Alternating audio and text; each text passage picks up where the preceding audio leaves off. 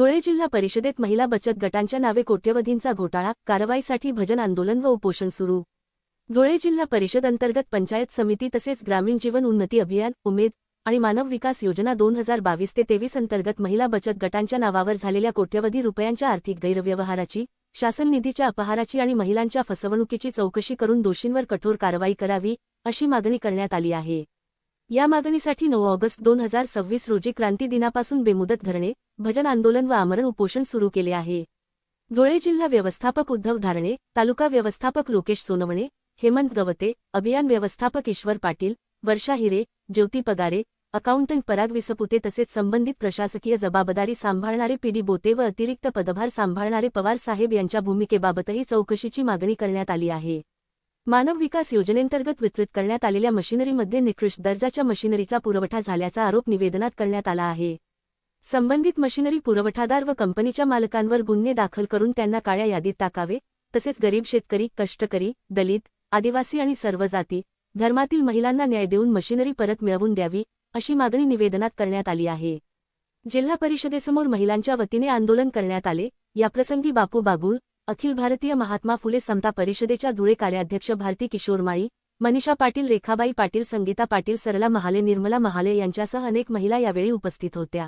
महाराष्ट्र शासनाने ग्रामीण भागातील ज्या माता भगिनी आहेत त्यांच्या उन्नतीसाठी काही योजना या ठिकाणी निर्माण केल्या। त्यामध्ये जिल्हा परिषद अंतर्गत आणि कलेक्टर ऑफिसच्या माध्यमातून उमेदच्या अनुषंगाने मानव विकास यंत्रणा ही एक योजना या ठिकाणी निर्माण केलेली होती आणि त्या योजनेमध्ये वन कॉन्ट्रीब्युशन 6,30,000 रुपयाचं मशीन देऊन महिलांचं त्या ठिकाणी उन्नती व्हायला पाहिजे, अशा प्रकारची सरकारची ही योजना होती। परंतु या योजनेमध्ये जिल्हा ग्रामीण विकास यंत्रणेचे उद्धव धारणे, ईश्वर पाटील, लोकेश सोनवणे, वर्षा हिरे आणि पगारे मॅडम यांच्या संगनमताने आणि यांना अजून अधिकारी आणि ज्याने कंपनीतून जी मशीन दिलेली तुम्ही पाहू शकतात, ही जी मशीन आहे या मशीनसाठी सरकारने त्या योजनेमध्ये 6,30,000 रुपये दिलेले होते। त्याचं वन कॉन्ट्रीब्युशन होतं, ते वन कॉन्ट्रीब्युशन महिलांनी जशा तशा पद्धतीने ते वन कॉन्ट्रीब्युशन दिलं आणि आपला स्वतःचा उद्योग त्या ठिकाणी चालू व्हावा यासाठी वन कॉन्ट्रीब्युशन भरून त्या मशिनी मागवल्या। परंतु या मशिनी जर बाहेर आपण त्याची किंमत जर बघितली, आम्ही त्या ठिकाणी बऱ्याच मशिनींची किंमत बघितलेली, ती मशीन 1,20,000 रुपयाची यांनी खरेदी केली।